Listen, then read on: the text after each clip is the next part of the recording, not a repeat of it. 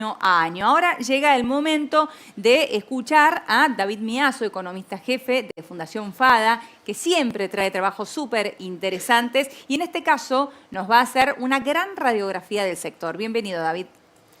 Muchas gracias, Helio. Un gusto estar acá con ustedes. Muchas gracias por invitarme. Tal cual, como dijiste, vamos a hacer una radiografía del sector, metiéndonos en los aportes que hace el PBI, las exportaciones, el empleo que genera a lo largo y ancho del país. En términos del PBI, la contribución que hace las cadenas agropecuarias y agroindustriales a la torta es muy significativa.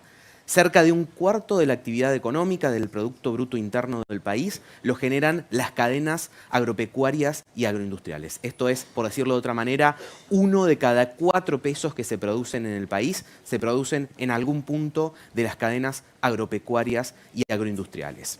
Esto ha ido variando con el tiempo, de acuerdo a cómo va variando la producción. Recién hablábamos de la sequía, hemos tenido también, obviamente, años buenos, a cómo van variando los precios y también el tipo de cambio real que termina afectando en el peso relativo que tienen algunas actividades como esta que son exportadoras. A lo largo de las últimas 2 décadas, esta participación ha ido variando entre el 20 y el 28%. Es probable que en este 2023, cuando tengamos los datos estadísticos, termine cayendo producto de la sequía, pero también es muy probable que en el 2024 esta participación aumente de manera significativa. Cuando vamos a ver qué actividades componen este aporte que hace el campo del PBI, que recién en la gráfica anterior se veía, son algo más de 100.000 millones de dólares de valor agregado. Esto se divide hacia adentro de las propias cadenas, prácticamente en 1/3 en lo que es la producción primaria, 1/3 lo que es la agroindustria y 1/3 lo que son los servicios, donde en servicios tenemos toda la logística, todos los servicios financieros, de seguros, de administración, toda la parte comercial, donde también es importante la comercialización mayorista de granos, de hacienda, pero también recordemos que en estas cadenas tenemos los alimentos, por lo tanto también tiene alto peso toda la comercialización minorista de alimentos. Después los otros 2/3, como decíamos, son producción primaria, donde tiene alto peso la agricultura, donde tienen mucho peso los cultivos industriales, donde tienen mucho peso la ganadería y después, por supuesto, la agroindustria con un gran peso de vidas, pero también la presencia de, por ejemplo, los bienes de capital que son la maquinaria agrícola, por ejemplo. Así se compone estos más de 100.000 millones de dólares de valor agregado que terminan conformando 1/4 del PBI nacional.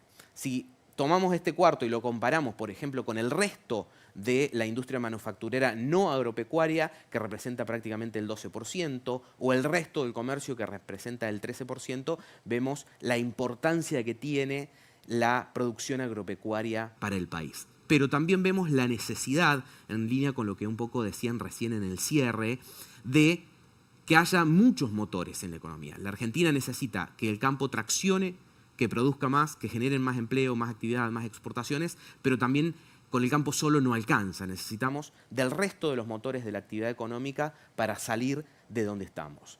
Y si bien estamos hoy en una situación de crisis y lo podemos ver con bastante pesimismo, hay bastante oportunidades, no solo en el campo, sino en muchos otros sectores, como puede ser el energético, el minero, la economía del conocimiento, que pueden ser capaces de traccionar para sacar a la Argentina del lugar donde está. Cuando hablamos de PBI, de valor agregado, está bueno siempre meterse en una discusión sobre el valor agregado y la agroindustria. Si miramos el valor bruto de producción, digamos la facturación que tiene todo el sector en términos de producción y agroindustria, sin lo que es servicios, y cuando miramos el valor bruto, el valor agregado de estos dos subsectores, vemos que de todo el valor agregado, el 50,2% lo genera la producción primaria y el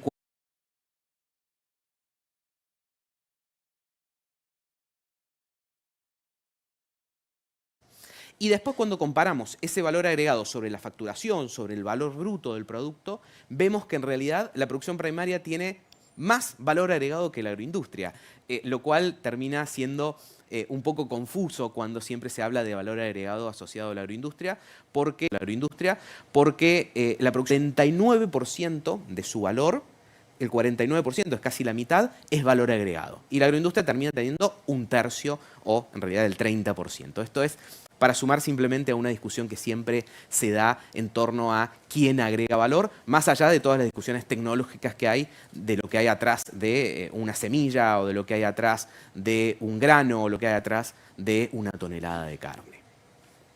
Eso en términos de PBI. Para quedarnos con un dato, 1 de cada 4 pesos que se produce en el país se produce en algún punto de las cadenas agropecuarias. Recién lo decían, una gran contribución de estas cadenas es la contribución de divisas.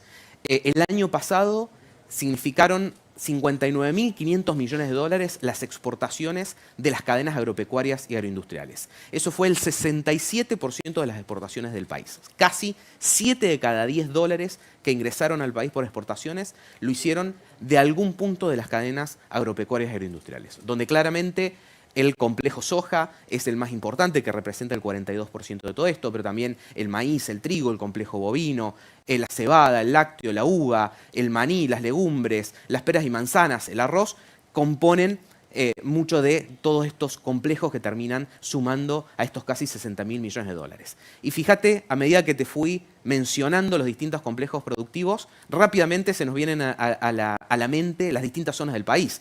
Se nos viene a la mente Salta con las legumbres, el litoral con el arroz, Misiones con el té y la yerba, Río Negro con las peras y manzanas, la Patagonia con el ovino, ¿no? Rápidamente se nos vienen a la mente muchas zonas productivas del país y esa es una de las principales características de las cadenas productivas. El federalismo y el desarrollo territorial que impulsan, generando actividad económica, empleo, inversión en muchos lugares del país donde no hay muchas otras actividades capaces de dinamizar la economía. Y volviendo a las exportaciones, acá siempre son importantes las discusiones de políticas que hacen a las exportaciones, como pueden ser los derechos de exportación, el tipo de cambio, porque son actividades netamente exportadoras. Si miramos este gráfico, el 94% de la producción de té se exporta, el 85% de la producción de limón, el 84% de la producción de soja, el 61% de la producción de maíz, el 62% de la producción de legumbres, y así podríamos seguir. Muchísima inserción internacional de todas estas cadenas que si le sacamos un promedio simple, más del 50% de lo que se produce se exporta. Por eso también es tan importante el aporte que termina generando y también todas las políticas en torno a las exportaciones. Y en momentos en los que faltan dólares, también no solamente es importante cuánto se exporta, sino las exportaciones netas. Porque si bien decíamos, el agro genera el 7 de cada 10 dólares por exportaciones, genera cerca de 9 de cada 10 dólares netos de exportaciones. ¿Por qué? Porque exporta mucho e importa poco. Mientras todas las cadenas agroindustriales, contabilizando las importaciones de alimentos, por ejemplo, que también se dan. Mientras que gran parte de todo el resto de las cadenas, al tiempo que genera exportaciones, también generan muchas importaciones. Esto está bien, porque el país no puede producir todo. Está bien importar, pero también resaltar la importancia de generar los dólares genuinos para poder pagar todo lo que nosotros no producimos. Y cuando hablamos de exportaciones muchas veces se trae a colación esta competencia que puede eventualmente llegar a haber con el consumo interno. Y acá lo importante es marcar que esa competencia no existe porque el mercado interno está totalmente abastecido. Por ejemplo, si miramos las carnes, el 99% de la producción de cerdo queda en la Argentina, el 90% de la producción de pollo, el 70% de la producción de carne vacuna, el 63% de la producción de carne ovina van a abastecer al mercado interno de carnes que ya está entre los mayores consumos a nivel mundial de carnes. Todo ese excedente hay que exportarlo porque de lo contrario no hay forma de que el mercado interno lo absorba. Y en esa exportación se exportan trabajos, se exporta actividad económica, se exporta desarrollo para la Argentina. ¿A dónde van nuestras exportaciones? Si tomamos cada uno de los principales 20 complejos y vemos cuál es el principal comprador, vemos esto. Brasil es el principal comprador del complejo de arroz, de leche, de legumbres, peras, manzanas y trigo. China, el primer comprador carne aviar, carne bovina, cebada. India de girasol, soja. Estados Unidos de limón, vino, té, forestal. Vietnam de maíz. Países Bajos de maní. Siria de yerba.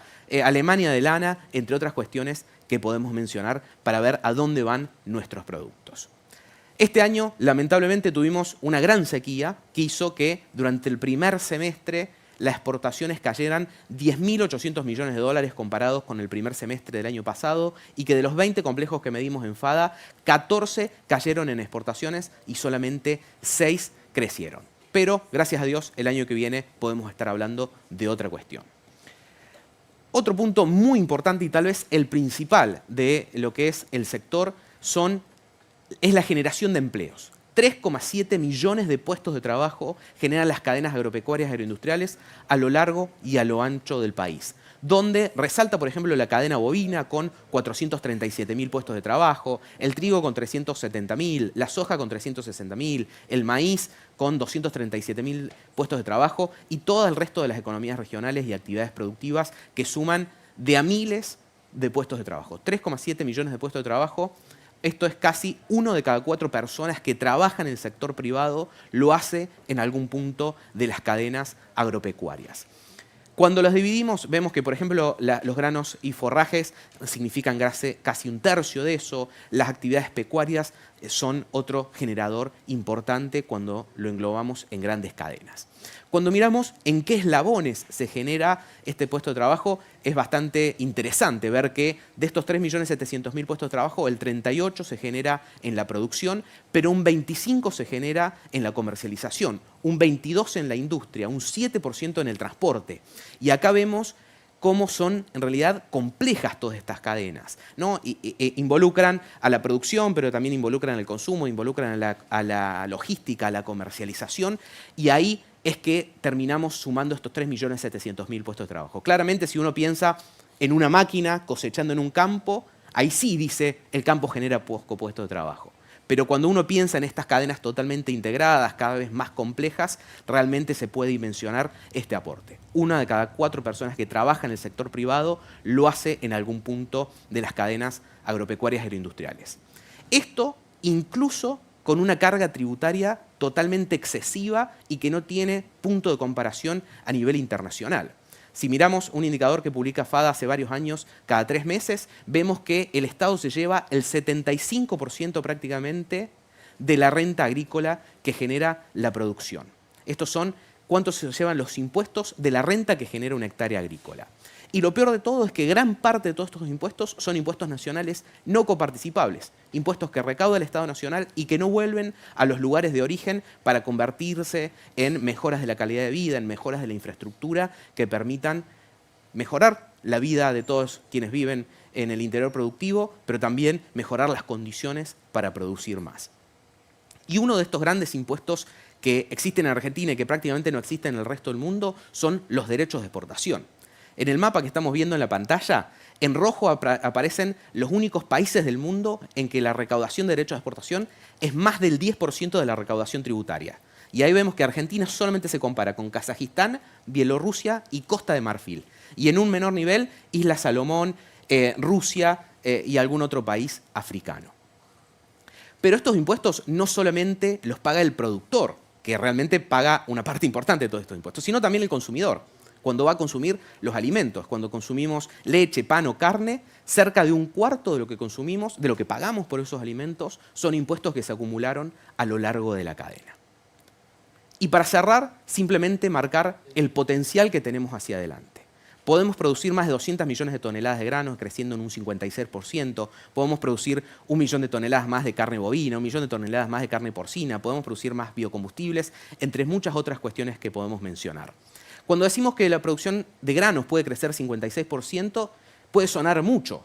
Pero si miramos lo que pasó cuando se sacaron los derechos de exportación y las restricciones a las exportaciones y el cepo cambiario a fines de 2015, vemos que la producción de maíz reaccionó en muy pocas campañas un 68%, que la de trigo reaccionó un 40%, que Brasil en estos últimos 20 años creció 66% más que Argentina. Si Argentina hubiese tenido el mismo ritmo de crecimiento en granos que tuvo Brasil en los últimos 20 años, el año pasado hubiésemos exportado 30.000 millones de dólares adicionales. Hoy claramente las discusiones económicas serían distintas. Y acá sí cerramos. Si miramos las políticas base que son necesarias para estas políticas públicas, hablamos de 0 retenciones, 0 restricciones, $1.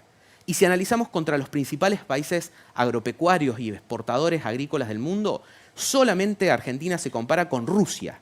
que tiene un solo tipo de cambio, que no tiene restricciones a las exportaciones, pero que sí tiene retenciones principalmente al trigo y que en la última década los ha usado bastante desde el punto de vista geopolítico. Pero si miramos el resto de las medidas, ni Uruguay, ni Paraguay, ni Brasil, ni Australia, ni Nueva Zelanda, ni Estados Unidos, ni Canadá, ni Ucrania aplican estas políticas que terminan siendo tan dañinas. Ahí realmente tenemos mucha oportunidad para crecer, para generar más actividad económica, más dólares y más empleo, que es lo que realmente necesita el país. Muchas gracias. Muchísimas gracias, David. Como siempre, clarísimo, súper interesante escuchar la exposición de David Miazo de Fundación FADA, en donde deja varias cosas como puntapié inicial para el panel que vamos a presentar a continuación.